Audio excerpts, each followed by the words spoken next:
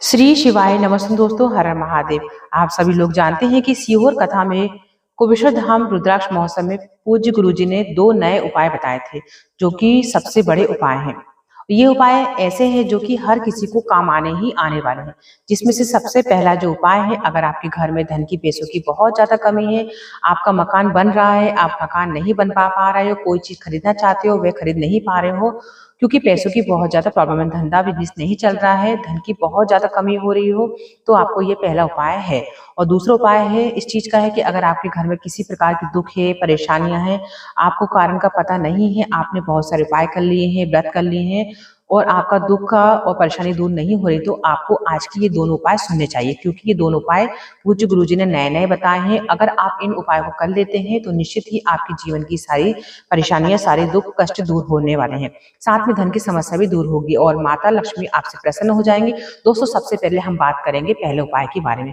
पूज्य गुरुजी ने रुद्राक्ष महोत्सव में कौन सा वह उपाय है बताया जो कि बिल्कुल नया है धन प्राप्ति के लिए, माता लक्ष्मी के आशीर्वाद के लिए। तो दोस्तों देखिए, अगर आप लोग मतलब किसी भी काम को कर रहे हैं, आपके वे काम पूरा नहीं हो पा रहा है, उस काम को पूरा होने में धन की आवश्यकता है, पैसों की समस्या आ रही है, आप मकान बनवा रहे हो, मकान नहीं बन रहा है, बेटे का विवाह करना है, बेटी का विवाह करना है, लेकिन पैसों की प्रॉब्लम हो रही है, धन नहीं है, तो आपको ये वाला उपाय अवश्य करना चाहिए। पूज्य गुरुजी ने रुद्राक्ष महोत्सव की कथा में सीहोर में यहाँ पर बताया था, बिल्कुल नया उपाय बताया है। ये भगवान शिव जी और भगवान नारायण जी का है।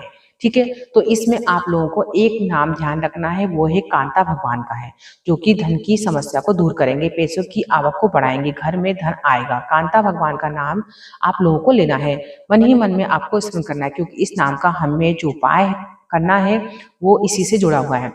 देखिए, इस उपाय करने के लिए हमें कौन कौन सी सामग्री की आवश्यकता पड़ेगी, तो वो आप सुन लीजिए। देखिए, आप लोगों को ये उपाय भी किस समय करना है वो भी सुन लीजिए। देखिए, ये इस उपाय को आप सुबह भी कर सकते हैं और प्रदोष काल के समय भी कर सकते हैं। ठीक है, तो कोशिश कीजिएगा कि आप सुबह ही इस उपाय करें। और इस उपाय को करने में आपको कौन कौन सी सामग्री चाहिए वो भी हम आपको बता रहे हैं। देखिए, इस उपाय को करने के लिए आपको एक चाहिए सफेद पुष्प, एक चाहिए आपको लाल पुष्प, और एक चाहिए बेलपत्र, और एक चाहिए आपको समी पत्र। ठीक है, इस उपाय के लिए आपको ये सामग्री चाहिए। और आप देखिए, इस उपाय को कौन कौन कर सकता है वो भी आप सुन लीजिए। इस उपाय को घर के सभी सदस्य को नहीं करना है, घर का एक जो सदस्य है जो बड़ा है वो भी कर सकता है, माताएं बहनें हैं वो भी इस उपाय को कर सकती है, यानी कि एक व्यक्ति इस उपाय को कर सकता है। ठीक है, हमें क्या करना है, भगवान शिव पर हमको लाल पुष्प समर्पित करना है। तो ध्यान रखें कि लाल पुष्प हमें गुलाब का फूल लेना है। गुलाब का फूल लाल रंग का होता है, वो आप ले सकते हैं। सफेद कलर का जो पुष्प होता है वो आप ले सकते हैं, कोई सा भी। बेलपत्र ले लिया आपने और समी पत्र ले लिए।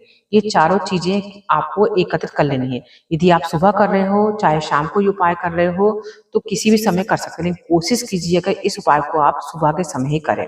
किसी कारणवश ना कर पाए तो आप शाम को भी कर सकते हो। अभी आपके मन में ये प्रश्न आ रहा होगा कि भाई इस उपाय को हमें किस प्रकार करना है, किस दिन करना है। इस उपाय को आप किसी भी दिन कर सकते हो, चाहे तो आप शनिवार को भी कर सकते हो, शुक्रवार को भी कर सकते हो। परेशानी ज्यादा है, धन बहुत ज्यादा नहीं आ रहा है, बहुत ज्यादा हताश हो गए, तो आप किसी भी दिन इस उपाय को करोगे, निश्चित ही आपके जीवन में आपको बहुत ज्यादा फल की प्राप्ति होगी। देखो, आपको इन चारों सामग्री को तैयार कर लेना है। प्रातःकाल सुबह सुबह शुद्ध होकर स्नान करके आप लोग इस वाले उपाय को कीजिएगा।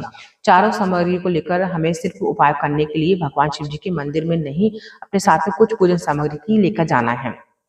एक लोटा जल, जो भी पूजन सामग्री आप अलग से लेना चाहो तो वो भी ले जा सकते हो।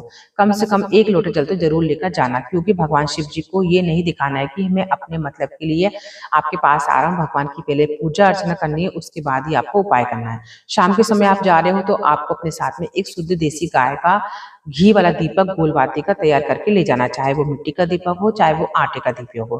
ठीक है, आपको मीडियम साइज के आटे का दीपक तैयार करके उसके अंदर गोलबाती रख के शुद्ध देसी गाय का घी डालकर आपको प्रदोष काल के समय ले जाना है और उपाय की सामग्री को लेकर जाना है। जैसे ही आप भगवान शिव जी के मंदिर पहुंचते हो तो क्या करोगे, आप ये वाला उपाय करने वाला है तो आपको पहले अपनी पूजा अर्चना करनी है। एक लोटा जल शिव जी पर चढ़ा देना है।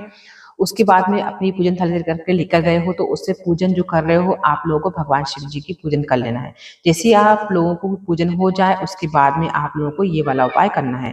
उस तरीके से शाम के समय की बात करें तो शाम के समय जो आप दीपक तैयार करके ले गए हो तो उस दीपक को आप लोगों को क्या करना है कि सबसे पहले भगवान शिव जी के मंदिर में बैठकर जलाना है ना। दीपक को आप जलाओगे, घर से जलाकर मत ले जाइएगा, वहीं पर आपको जलाना है। माचिस अपने साथ लेकर जानी है, वरना उपाय का फल आपको नहीं मिलेगा। ठीक है। इसे अच्छे से आप जला दीजिएगा और शिवलिंग के पास में रख देना।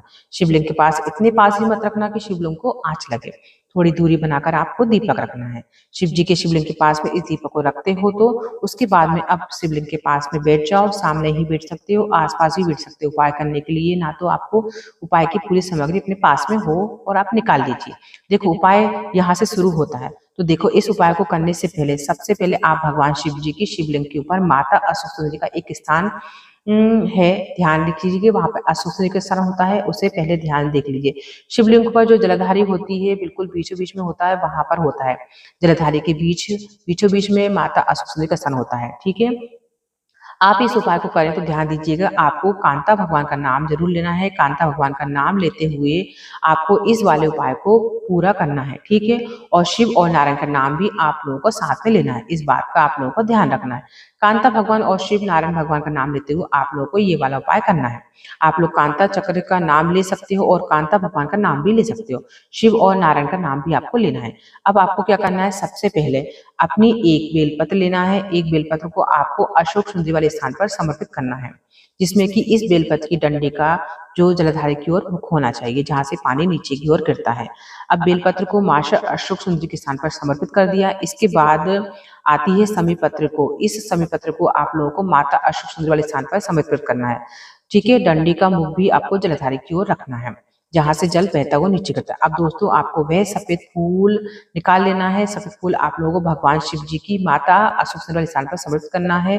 खिला हुआ भाग होगा वो शिवलिंग की ओर होना चाहिए। ठीक है।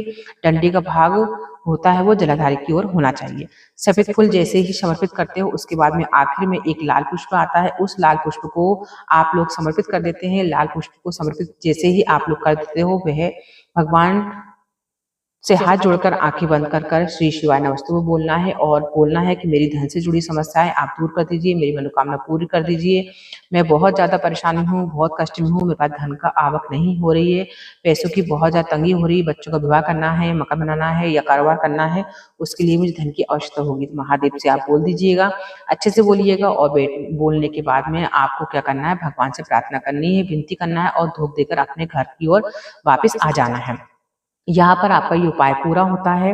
आपकी धन वाली जो समस्या थी पूज्य गुरु जी ने कहा है कि बहुत ही जल्दी जल्दी पूरी हो जाएगी। चलिए दूसरे उपाय की बात करते हैं। रुद्राक्ष महोत्सव के अंतर्गत गुरु जी ने बिल्कुल नया उपाय बताया। ये उपाय आपको पहले नहीं बताया था। इस उपाय को करने से आपके घर में चाहे कैसा भी दुख हो, परेशानी क्यों ना हो, चल रही हो, लड़ाई झगड़े हो रहे हो, घर में मतलब बिल्कुल भी प्रेम भाव ना बचा हो, तो आपको घर में कुछ न कुछ ऐसा लगता है कि जिससे आप परेशान रहते हो, अगर ऐसी कुछ दुख और परेशानी आपके घर में चल रही है तो आपको लोगों को ये वाला उपाय करना चाहिए। क्योंकि इस एक उपाय को करने से अगर आपके घर में पितृ दोष भी है, काल सर्प दोष भी है, या वास्तु दोष भी है, या मंगल दोष भी है, मतलब किसी प्रकार का दोष है आपके घर में, तो उस दोष की वजह से आप लोग परेशान हो रहे हो, तो आपको ये उपाय जरूर से कर लेना है। इस उपाय करने के बाद आपके सारे प्रकार के दोष जो होंगे मिट जाएंगे। आपको कोई उपाय अलग से करने की आवश्यकता नहीं है, मात्र इस एक उपाय को कर लो, सारे दोष मिट जाएंगे, परेशानियां मिट जाएंगी, दूर हो जाएंगी। इस उपाय में क्या करना है, देखो आप थोड़ा समझने वाला बात है, ध्यान से समझना, बात में मत कहिएगा हमने आपको अच्छे से नहीं बताया। देखिए आपको क्या करना है, मुख्य रूप से सुबह का समय आपको प्रातः काल को 10, 11 या 12 बजे तक आपको ये उपाय करना है। ठीक है, कोई दिक्कत वाली बात नहीं है। ज्यादा बेहतर है कि वैसे भी आप ये उपाय सुबह के समय करें और माता बहनें करें तो बहुत ही अच्छी बात है। उन माताओं में से कोई भी एक माता बहन जो है इस वाले उपाय को कर सकती है। अब इस उपाय में हमें जरूरत किस चीज की पड़ेगी, तो सबसे पहले आप लोग सुन लो, देख लो। इस उपाय में हमें सबसे पहले चीज की आवश्यकता पड़ेगी, वो एक लोटे जल की पड़ेगी। यह मेन चीज नहीं है, इसमें जो मेन सामग्री है वो दोस्तों है पीपल के पेड़ का पानी। अब आप कहोगे कि ये क्या होता है, इसलिए हम आपको बोल रहे हैं, थोड़ा ध्यान से सुनना। देखो पीपल का पेड़ लगा होता है, पीपल के पेड़ के नीचे आप लोग देखना, आपको कुछ गीला गीला सा निशान हमेशा देखने को मिलता है।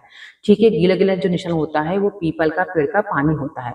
जो पानी जैसा दिखता है ना, वो कोई चीज नहीं है, वो पीपल का पेड़ का पानी है। तो आपको क्या करना है कि आपको जो पीपल का पेड़ होता है वहां पर एक आपको पात्र रख देना है, उसमें आपको रात भर रखा रहना है। फिर उसके बाद में आपको वो जल आपको आपकी कटोरी में मिल जाएगा, एक बिंदी मिल जाएगी।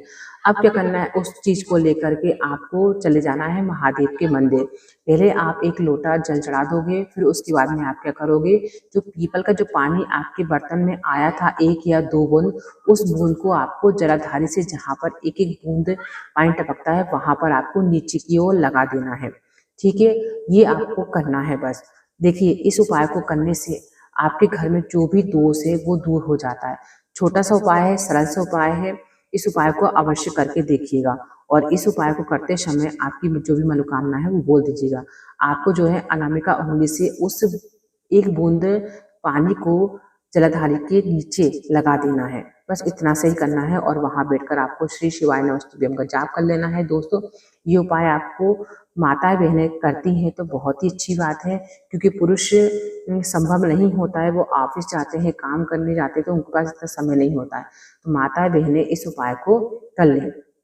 देखो, इस वाली जो उपाय कर रहे हो ना, वो है तो कठिन, लेकिन थोड़ा सा आपको खुद ही सोचो कि कितना लाभ प्राप्त होने वाला है। तो कल शुक्रवार दिन है, तो आप इस उपाय को जरूर से कर दीजिएगा। भगवान आपकी सारी मनोकामनाएं पूरी करें।